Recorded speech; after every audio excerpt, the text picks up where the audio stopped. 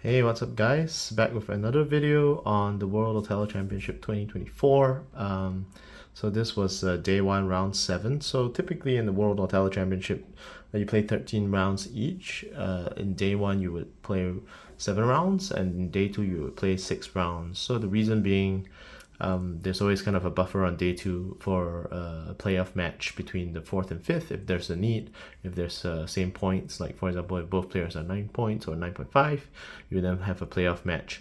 So that's probably kind of to cater the round seven equivalent as a playoff match on day two in terms of scheduling. So day one tends to be more like a filtering process from my point of view, in a sense that you have a pool of strong, very strong, world class, maybe world class players, maybe more around 2400 rating, and then you have like strong players, typical strong players between 2000 and 2002, and then you have also kind of beginner players. So at the start, maybe like the first day, the first couple of rounds, it's really more like a filtration process.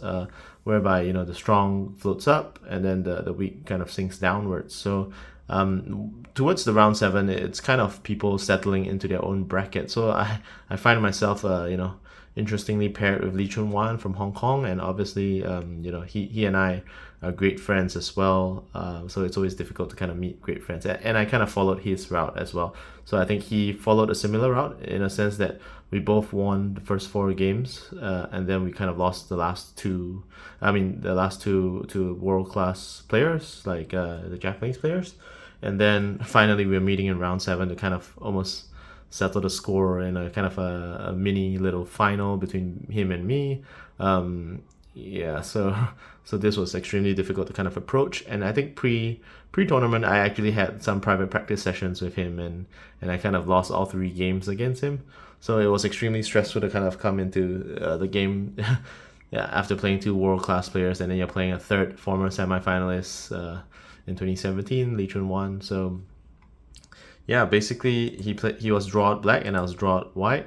I know that he's so experienced in playing against perpendicular, so and yeah, I felt like if I played parallel, I would probably be destroyed immediately. So that's why I chose to go with f6, which is the diagonal opening, just to kind of surprise him a little bit.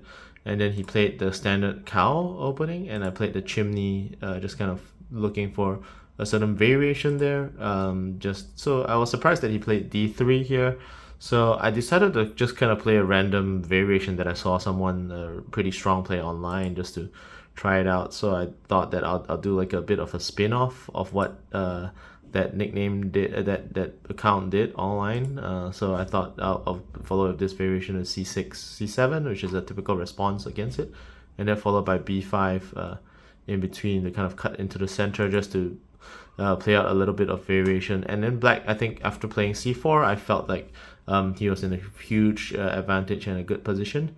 So I played c3 just to kind of intersect. Yeah, because I didn't really have much of a choice. I think given here, I know I was already losing. If I played b6 and he went d7, he would immediately kind of control this mini diagonal between b4 to e7 disc space. So it would be kind of meaningless to kind of jump in. So I thought I'll play c3 first.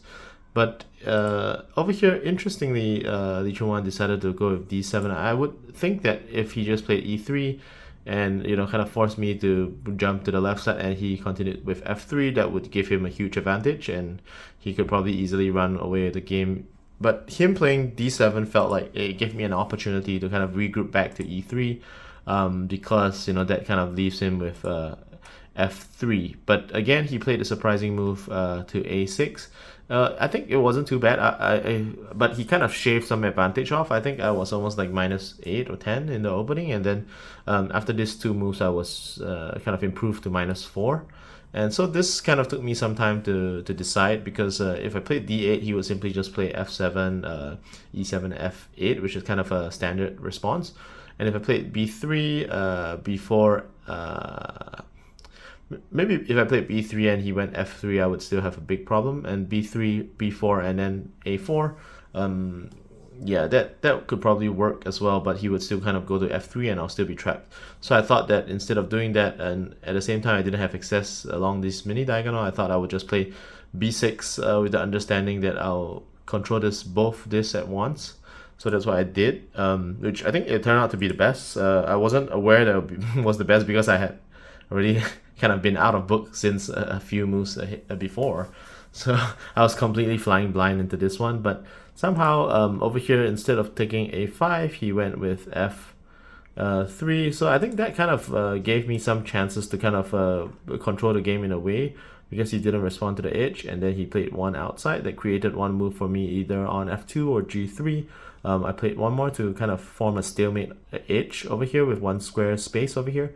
And at the same time, I still continue to kind of control this mini diagonal. So that control of the mini diagonal actually resulted in Li Chun needing to kind of chase after the excess if he wanted to kind of just nestle in between and centralize. So over here, he probably needs to play like d2 or e7 just to try to find the excess, or even maybe g5 is possible. But the problem with g5 is that if he plays out to the wing on the right, it's actually more difficult for me to kind of remove the g5 disc. So more likely, you know, he would play e7 and d2, which is higher chances of being removed in the next few moves. So he went with e7.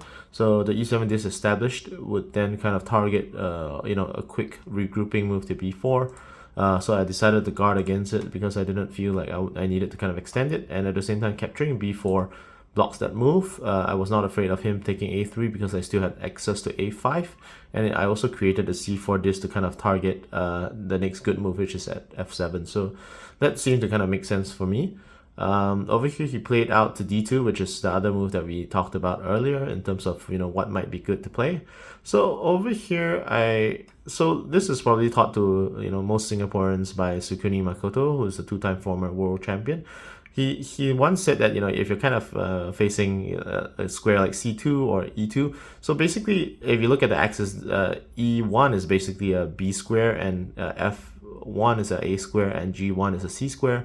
So I typically call this like a, you know, this is BAC. I typically call this an inner A and an inner B square. So usually when you're kind of faced with an inner A or an inner B square, he mentioned that, you know, there's a high likelihood that inner B square is better.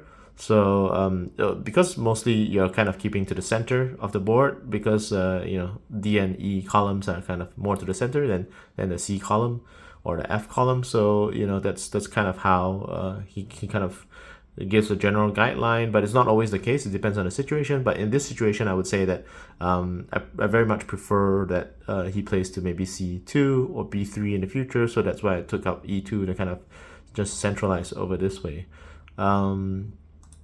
So thereafter, Li Chun took b3, which he took it very fast. So I was kind of surprised.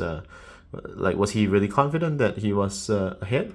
But so one thing about mid-game maneuvers is that you could do a setup move and your opponent plays a move, and then you would probably have another move. So I think I tend to call this kind of like a post and twist maneuver. So you kind of post up at e2 and then you kind of just twist to g4 in a way the action is like you're going this way and then you're going this way. So I like to say that like a post and twist, and then e2 followed by g4, which basically allows me to target f3 as the next kind of good move for black to deal with.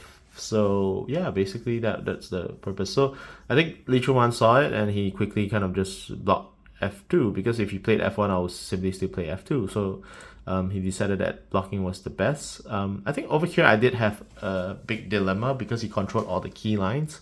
You know, c2 would be too loud. Any of the moves along the edges seems to be too loud, and over here as well.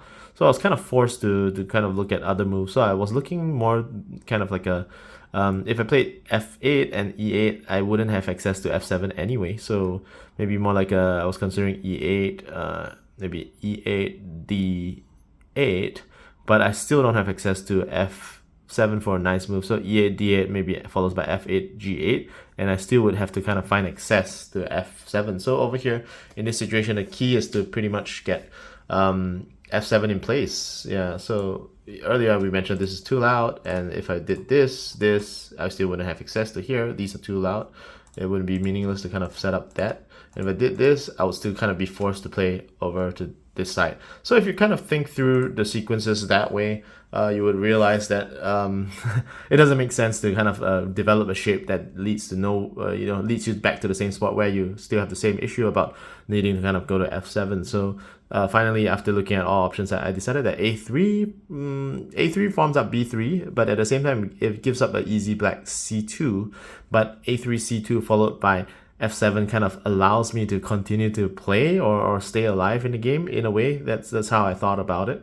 So that's how it went, I guess. So that kind of kept me alive, just kind of hanging on to one move.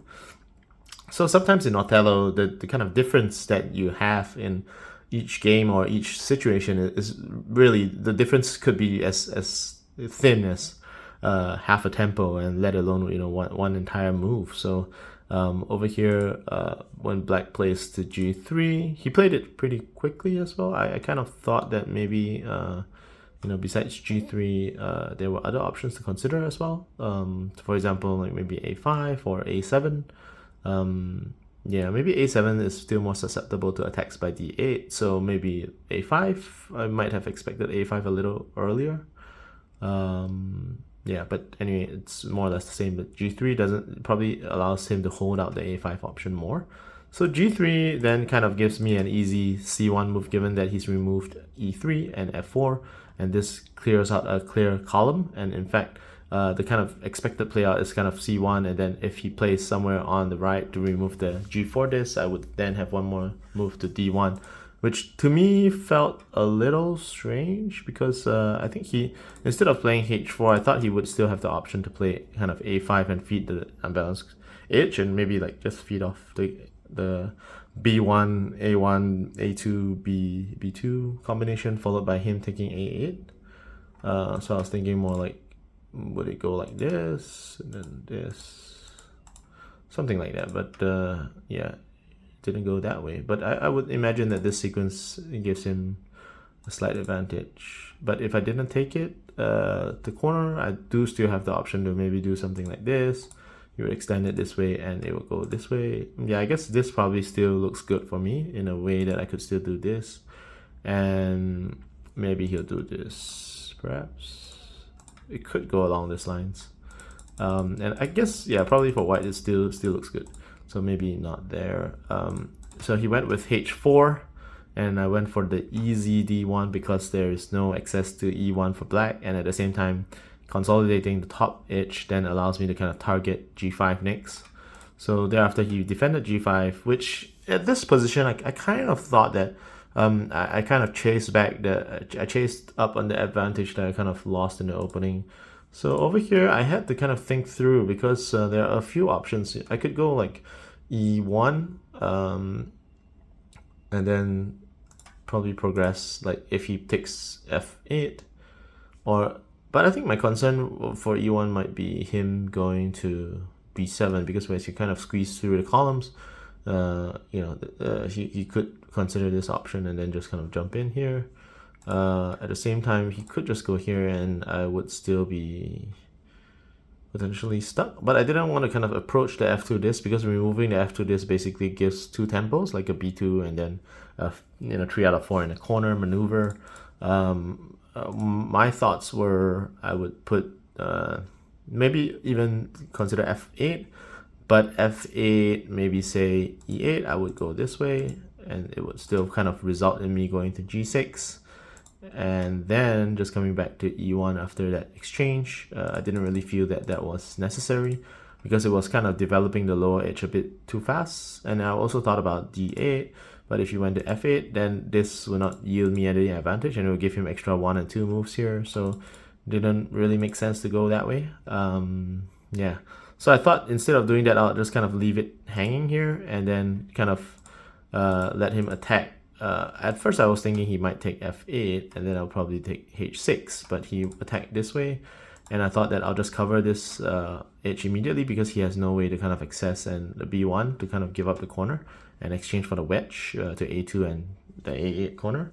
So thereafter he surprised me by playing this, because he was kind of put in a pickle already. So if he played this, I would simply just take this and a diagonal control, and it would end up like this, and he would still kind of struggle to get into the corner. So he's already kind of realized that he probably made a mistake in terms of letting me control this.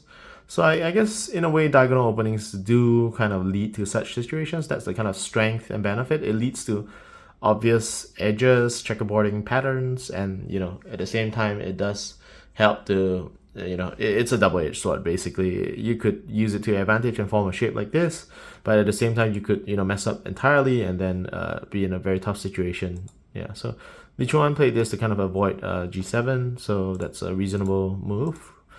So this one I played actually something special because I typically would think that I need to kind of respond this way, in a way. Or yeah, probably this would have been one option for me to kind of go down. I'm not too sure whether that was the best, but given that situation, I actually suddenly thought that since I have control of this diagonal and I have control of this diagonal, there wasn't a nice way for black to kind of immediately jump in. And then I realized that he playing another c-square, why not? I'll just play another c-square, kind of anticipating him to, or kind of baiting him to kind of break in. And thereafter, he has only h5 and h6 options, and he took, I think, h5. And then I thought I would just kind of form a pair, a floating pair over here, because a floating pair could be easily defended, and he didn't have any this along this diagonal as well. So I was kind of controlling the lines pretty well. And even if it did this, I would, he doesn't have access to c8. I could just jump into f8. So I thought that would be effective, and I think I kind of went with it. And even if it did do b1, I could just simply hold out the diagonal control. But my concern was more about if he did this and I did this, then he could just jump in, and in the future he could cut for the corner access. So even if I did this, then it'll be a concern. So I think my concern was that in the sequence, but thereafter when I played it out, he did do what I mentioned. But thereafter, when I calculated the tempo over here, I realized I didn't really need to worry about it because I had enough moves. Because white, black, and then just me going into this, or even just kind of feeding and attacking this edge, it's possible. So if I take this and he jumps down here, that it'll be 1, 2, 3, 4. And even if I defended this here and this would kind of naturally flow into a parity region for myself. And at the same time, even if he didn't go there and he went this and this and this, it would simply just be a very natural parity flow for me to kind of just close out the game. So that's what I was kind of thinking in terms of parity. So yeah, sometimes towards the late mid game and end game, you just want to kind of capture these critical lines and try to work it to your advantage. So I didn't really need to. Initially, I visualized maybe I needed to go b2, but I realized there was no need to kind of create a high risk position for myself. If b2 e1, then he would be able to intersect in the future. I would have to kind of worry about that. But I realized kind of as the position was established, I realized this a bit late, but I guess better late than never. So black jumped in, and then I went in, and then yeah, so I think that was how it flowed. Oh, okay, so he did one special move over here just to cut out. So he cut out this to kind of attack e1, so I just defended it. So the reason why I defended up is because I knew that if he went in here, I'll still be able to slot in and I'll have a couple of tempos here. It didn't really matter. And even if it did this, I would still easily have parity, and it would just kind of flow through the parity again. Something like that. So I didn't really need to kind of worry about that move. It's just more kind of a struggle there for him in a sense. So I defended it, and then he went in. I just kind of visualized that it was fine for me to go this, and I would still have access. And if he went this, I would still have access. And just having checked those two would suffice. And also one more thing was, if he played g7 to kind of control this entire row, I would have an immediate h6 to kind of re-establish those accesses that I needed. And even if he did this, it would still kind of flow into like a very natural parity flow. And just kind of basic visualization would tell me that I more or less have enough. So I was quite confident going into this position. So yeah, over here I felt like the game should be already won, so that's kind of how it flowed. Yeah, so yeah, I think basically that's how it went, and I was kind of really happy to close the day with a 5th win, because it makes a world of difference in terms of your morale when you go into day 2. If you're kind of aiming for the semifinals, you tend to need 10 wins, and if you go into day 2 having 4 wins, you basically need to win all 6 games to kind of have a chance. So I guess having 5 end of day 1 gives you a little bit of margin of error, because ideally you want 6 if possible. But yeah, not everyone can get everything that they want. So thank you very much for joining me in this review of Round 7, the World Tele Championship 2024. So yeah, I'll see you at the next round, round 8.